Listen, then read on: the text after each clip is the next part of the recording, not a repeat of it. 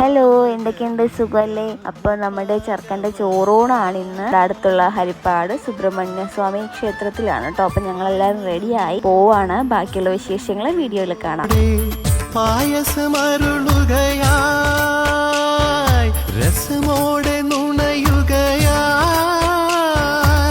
പാൽമണമൂറും മധുരങ്ങളോടെ പായസമരുളുകയായി രസമോടെ നുണയുകയായി സ്നേഹവസന്തം കരളിൻ്റെ താരിൽ സ്നേഹവസന്തം കരളിൻ്റെ താരിൽ എഴുതുകയാണമ്മ എന്നെ തഴുകുകയാണമ്മ.